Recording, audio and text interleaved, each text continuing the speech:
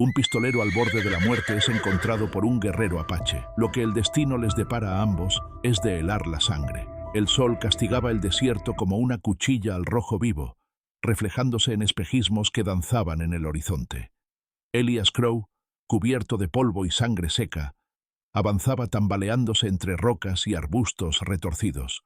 Su sombrero había desaparecido millas atrás, y cada paso era un arrastre de dolor. 3 días antes, había intercambiado disparos con 2 cazadores de recompensas en las cercanías de Red Gulch. Uno de ellos agonizaba lentamente entre los matorrales. El otro había huido con una bala incrustada en el hombro. Elias tampoco había salido ileso. Llevaba una bala alojada en el costado del abdomen y otra rozándole el brazo izquierdo.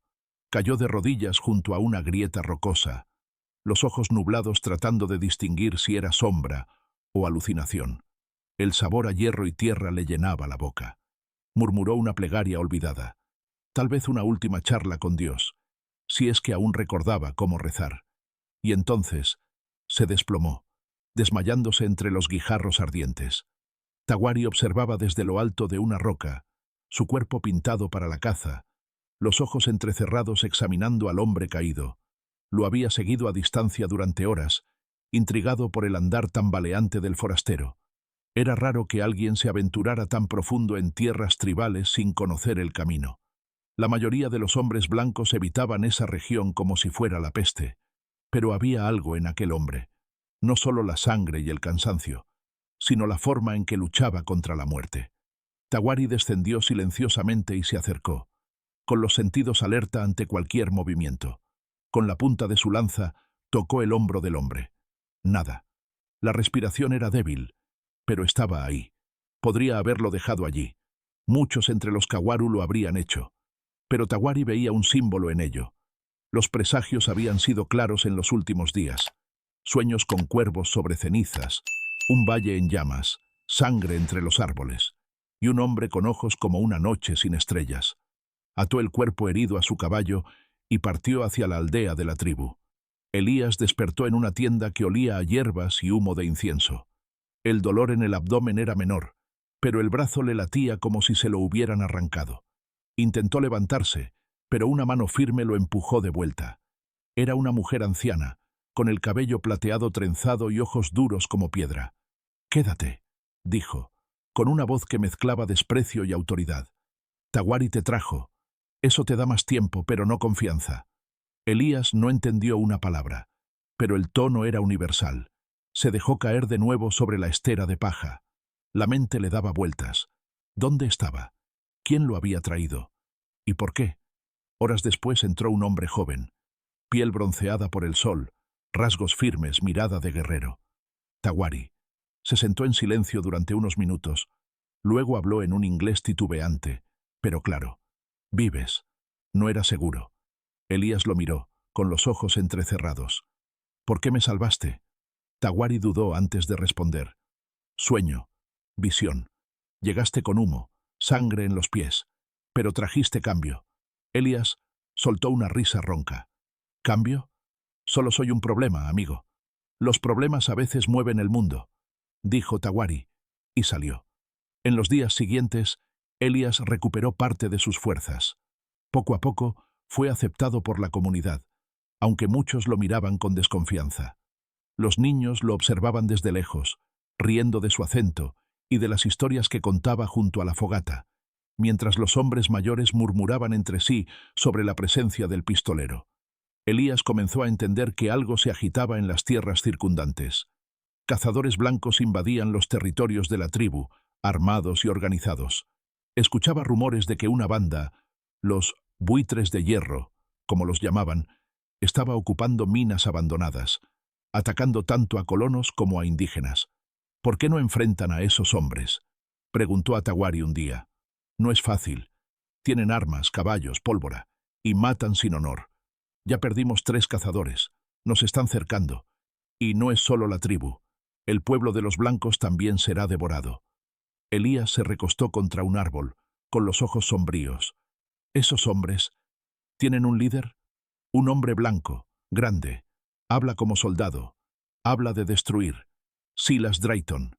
El nombre cortó a Elías como un cuchillo helado. Silas. Un nombre del pasado. Un nombre que cargaba rencores, traiciones y fuego. «Conozco a ese hombre», dijo Elías, casi para sí mismo. Tawari lo miró fijamente. Entonces tal vez el sueño sea real. El valle que separaba a la tribu Kawaru del pueblo de Dust Creek parecía tranquilo a primera vista. El río corría plácido entre los árboles altos, y los pájaros cantaban sin saber de la sombra que se acercaba.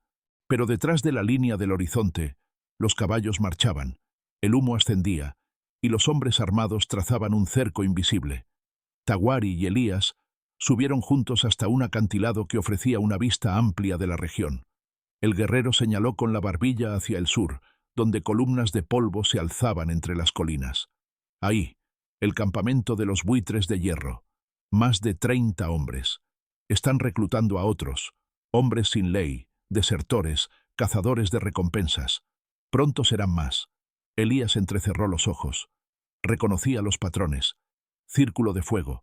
Ocupación gradual. Drayton era un estratega cruel. No atacaría de frente, no todavía. Izaría el miedo como bandera y esperaría que todos se rindieran antes del primer disparo. ¿Ya hubo enfrentamientos?, preguntó Elías. Sí. 2 cazadores murieron en el bosque, también un hombre del pueblo.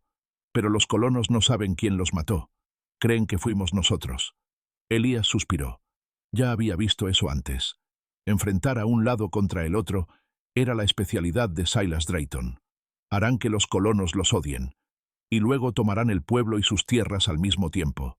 Un golpe limpio, sin que nadie lo note hasta que sea demasiado tarde. Tawari asintió, sombrío. Por eso te traje. Necesito a alguien que piense como ellos. Elías dudó por un momento, pero ya sabía que no podía dar la espalda. Tenía una deuda con el destino, y tal vez con este pueblo que lo había acogido cuando ni él creía merecerlo. ¿Y los ancianos de tu tribu? ¿Aceptarán la ayuda de un forastero? Tawari esbozó una sonrisa torcida. Number, la tienda del consejo, era amplia, hecha de madera y cuero trenzado. El aroma de las hierbas quemadas llenaba el aire, mientras los 5 ancianos de la tribu Kawaru observaban a Elías con ojos fríos. Tawari hablaba en su idioma, explicando la situación. Cuando terminó, hubo un largo silencio. El más viejo, llamado Anaru, levantó la mano y habló con voz pausada. Tawari tradujo. Dice que eres como el fuego. Puedes calentar, pero también destruir. Elías no retrocedió. Diles que no vine a destruir. Pero si nadie hace nada, Drayton quemará todo, con o sin mi ayuda. El anciano frunció el ceño. Un murmullo se extendió entre los ancianos. Uno de ellos se levantó abruptamente y salió. Otro escupió en el suelo. Tawari dijo algo cortante y luego se volvió hacia Elías. No todos están de acuerdo, pero te dejarán quedarte. Por ahora. Esa noche, Elías se quedó solo junto a la fogata de la aldea, observando las llamas danzar. Las palabras de los ancianos resonaban en su cabeza. Sabía que su presencia era una amenaza para su orden. Pero, ¿qué más podía hacer? ¿Huir de nuevo? ¿Esconderse hasta que Silas lo tomara todo? Tawari se acercó con 2 pedazos de carne asada y un calabazo con agua. ¿Todavía crees que puedes vencer a Silas Drayton? Elías tomó la carne, pensativo. No sé si puedo vencerlo, pero sé cómo piensa. Era mi superior. Me dejó morir en una emboscada en la frontera, solo para salvar su propio puesto. Pensé que estaba muerto. ¿Entonces también quieres venganza? Quiero justicia. Tawari lo observó por un momento. Justicia y venganza a veces caminan juntas. Solo no dejes que una te ciegue a la otra. Al día siguiente, Tawari y Elías cabalgaron hasta las afueras del pueblo de Dust Creek. Era una comunidad sencilla, pero organizada. Pocas calles de tierra apisonada, una iglesia de madera, una tienda de abarrotes y un pequeño fuerte improvisado. Desde un mirador vieron a 2 hombres de guardia, armados con rifles antiguos. Uno de ellos disparó un tiro de advertencia al notar que se acercaban. «No queremos problemas», gritó el guardia. Elías levantó las manos. «Nosotros tampoco. Solo queremos hablar». «¿Con un indio?», dijo el otro guardia. «¿Y tú quién eres?» «Alguien que ya vio lo que viene», respondió Elías, «y que sabe cómo detenerlo». Los llevaron ante el alcalde Joseph Braddock, un hombre corpulento con un bigote bien recortado y ojos inquietos. A su lado estaba Clara Vance, dueña de la tienda local y una de las pocas mujeres con influencia en el pueblo. «Así que tú eres Elias Crow», dijo Braddock, «un fugitivo de la justicia. ¿Y ahora apareces con un salvaje a tu lado, queriendo salvarnos?» Elías sonrió, seco. «Mejor un fugitivo y un guerrero que muertos». Clara intervino. «Ya hemos tenido problemas.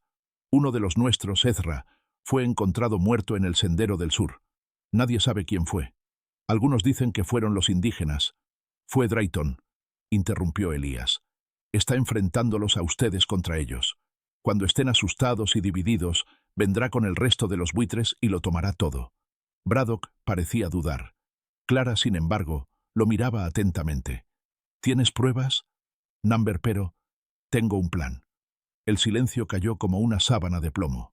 Elías respiró hondo. «Solo hay una oportunidad. Unir el pueblo y la tribu. Hacer de ellos un solo pueblo por un tiempo. Si resisten juntos, Drayton no tendrá un camino fácil. Pero deben decidir pronto». Braddock rió, sarcástico. «¿Unirnos con indios? Estás loco». Clara miró al alcalde. «Tal vez. Pero si tiene razón, tal vez sea la única oportunidad que tenemos». El salón de la pequeña alcaldía de Dawes Creek estaba en ebullición.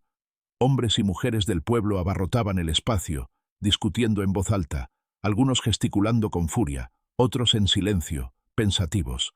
El inesperado regreso de Elias Crow y su propuesta de alianza con los Kawaru había caído como una bomba. Viejos resentimientos afloraban. El miedo se mezclaba con la desconfianza. «¿Esperas que confiemos en esos salvajes?», gritó un granjero con los ojos enrojecidos. «Hace años nos quitaron parte de nuestras tierras. ¿Y cuántas veces han atacado a nuestros cazadores?», replicó otro. «¿Cómo sabemos que no están con esos bandidos?». Elías estaba de pie junto a Clara y Tawari, quien observaba todo en silencio, como si ya hubiera escuchado cada palabra 1000 veces. El guerrero parecía una estatua viva, sin miedo, pero también sin paciencia. Clara golpeó la mesa con la palma. «Basta. Están ciegos. Drayton viene. No solo quiere las tierras indígenas, también las nuestras. Y está usando la discordia entre nosotros para facilitar su trabajo». El silencio cayó por un instante. Elías dio un paso adelante. «Nadie aquí tiene que quererme. Sé quién fui. Sé qué hice. Pero también sé cómo actúa Silas Drayton. No viene a negociar. Viene a destruir. Y si siguen discutiendo entre ustedes, harán exactamente lo que él quiere». Braddock cruzó los brazos, escéptico. «¿Y qué propones exactamente, Crow?» «Un plan de defensa. Unir el pueblo y la tribu en un solo esfuerzo. Armar puestos de vigilancia, preparar trampas en los senderos, entrenar a quienes puedan luchar.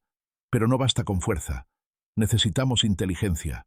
Necesitamos conocernos. Trabajar juntos, aunque sea por poco tiempo». «Eso nunca se ha hecho», murmuró Clara.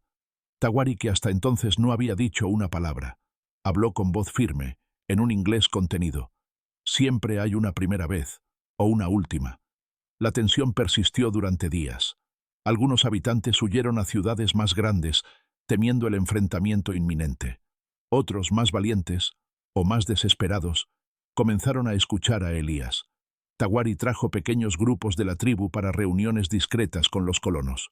El ambiente era de hielo fino. Cualquier provocación podía derrumbarlo todo. Pero hubo avances. Elías comenzó a entrenar a un grupo de jóvenes, tanto del pueblo como de la tribu, en tácticas de guerrilla y maniobras defensivas. En el bosque, armaron trampas con cuerdas, troncos y estacas ocultas. En la entrada del pueblo, reforzaron barricadas. Los cazadores indígenas enseñaron a los colonos cómo moverse en silencio entre los árboles. A cambio, los herreros enseñaron cómo mantener y reparar armas de fuego. En medio de ese caos contenido, comenzaron a surgir lazos inesperados. Los niños jugaban juntos. Mujeres de ambas comunidades intercambiaban hierbas, alimentos, telas. El miedo no había desaparecido, pero empezaba a doblegarse ante el esfuerzo común.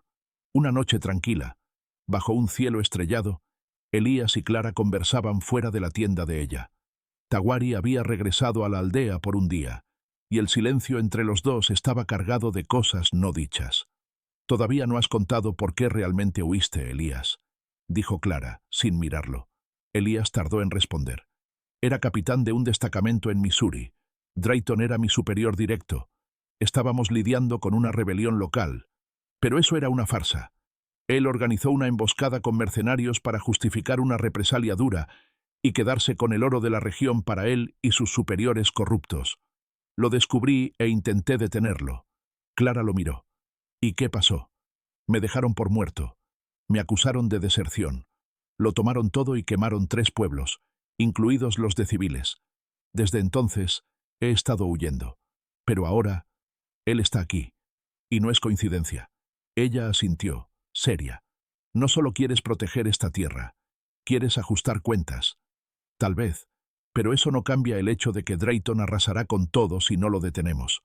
Entonces lo detendremos, dijo ella, con firmeza. Y por primera vez, Elias sintió algo que no había sentido en mucho tiempo. Pertenencia. A la mañana siguiente, Elías y Tawari reunieron a representantes del pueblo y la tribu en un rancho abandonado, ahora usado como cuartel improvisado. Mapas de la región estaban esparcidos sobre una mesa. Clavijas de madera marcaban posiciones enemigas y puntos estratégicos. «Los buitres se mueven rápido», dijo Elías. Espías de la tribu vieron caravanas llegando al campamento. Tienen armas pesadas, dinamita y hasta un pequeño cañón de campaña. «¿Y cuándo atacan?», preguntó un colono. «En una semana, tal vez menos. Pero subestiman la resistencia. Creen que estamos divididos». Tawari se inclinó sobre el mapa. «Podemos usar el desfiladero de los vientos. Un paso estrecho. Si los atraemos ahí podemos reducir su número». Elías sonrió. «Exacto. No tienen paciencia para estrategias largas. Si creen que el pueblo está a punto de ser evacuado, atacarán con prisa, y ahí caerán en la trampa». «Pero necesitaremos cebos», dijo Clara, seria. «Gente dispuesta a correr riesgos». Todos se miraron. Entonces, un joven cazador indígena, Naru, y un aprendiz de herrero del pueblo, Ben Miller, dieron un paso adelante. «Yo voy», dijeron, casi al mismo tiempo. Y en ese instante, en esa tienda improvisada, la alianza improbable comenzaba a dejar de ser solo una idea y a convertirse en un pueblo. La madrugada era densa como humo, y los vientos que soplaban desde el norte traían olor a hierro y pólvora. Desde lo alto del acantilado, Elías observaba el campamento de los buitres de hierro. Tiendas oscuras, fogatas encendidas, centinelas armados, un verdadero ejército improvisado. Se estaban preparando. Y rápido. A su lado, Tawari sostenía un catalejo rudimentario. Con la mirada fija en el campamento, murmuró: «No esperan resistencia. Eso los hace peligrosos y descuidados». Elías asintió. «Ven esta tierra como un pasto vacío, y a sus habitantes como ganado.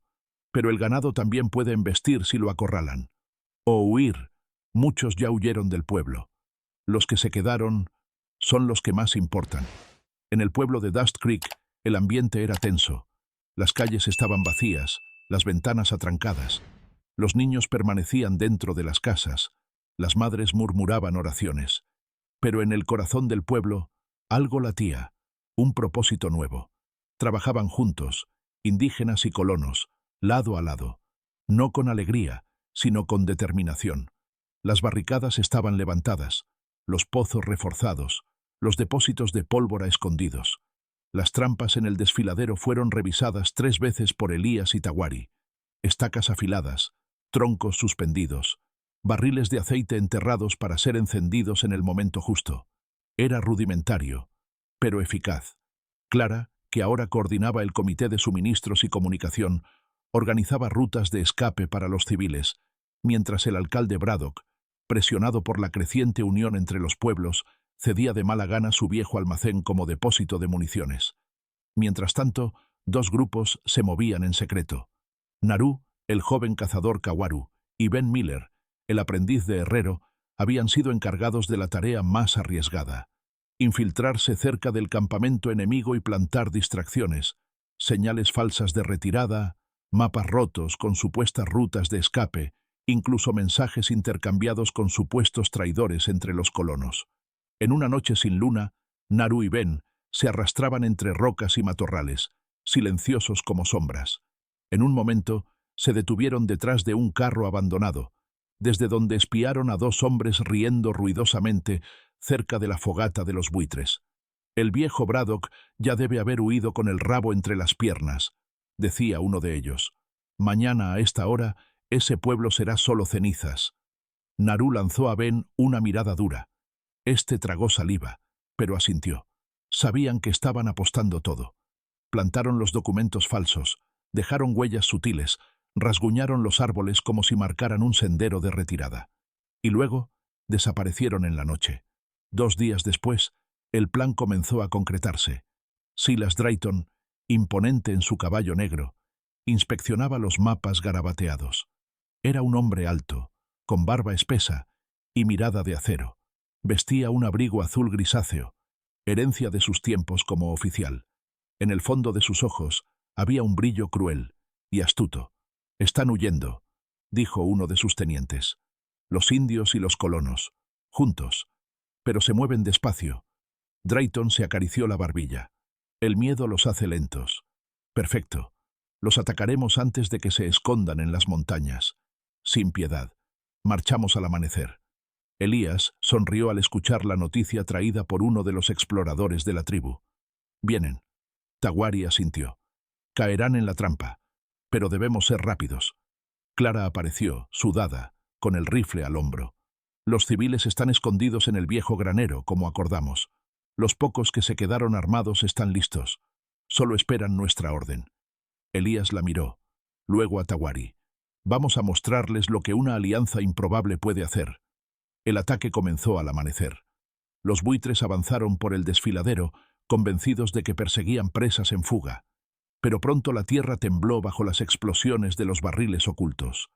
Troncos rodaron desde las laderas, aplastando caballos y hombres. Flechas silbaron desde lo alto de las rocas, seguidas por disparos rápidos de rifles escondidos. La primera fila fue diezmada en segundos. Drayton, furioso, replegó a los sobrevivientes a una colina cercana, y allí encontró a Elías. «Sabía que eras tú», gruñó Drayton, «siempre metiéndote donde no debes. Y tú sigues matando por codicia, solo que ahora encontraste a alguien que dice no». El duelo fue inevitable. Drayton desenfundó primero, pero Elías ya esperaba el movimiento. Ambos dispararon al mismo tiempo. El tiro de Elías acertó el hombro de Drayton, haciéndolo caer del caballo. El de Drayton rozó la sien de Elías, quien se tambaleó, pero se mantuvo en pie. Tawari apareció como un relámpago. Con una lanza corta, derribó al teniente de Drayton que intentaba emboscar a Elías por la espalda. «Quédate vivo», dijo Tawari, jadeando. «Aún no ha terminado». El ataque fracasó. Los buitres se retiraron, confundidos, desorganizados. Los pocos sobrevivientes huyeron a los yermos. Drayton fue capturado y mantenido preso, gravemente herido. El pueblo, por milagro, seguía en pie. Mientras el sol se ponía, tiñendo el cielo de rojo y oro, ambos bandos se reunieron en la plaza central de Dust Creek, por primera vez, sin armas entre ellos. Clara miró a Elías y Tawari. ¿Y ahora? Elías respiró hondo. Ahora viene lo más difícil, vivir juntos, en paz. Tawari miró el horizonte. Y vigilar, porque la paz es como el fuego, necesita ser alimentada. El humo de las últimas fogatas de la batalla aún se elevaba entre las casas de Dust Creek cuando comenzaron a circular los primeros rumores.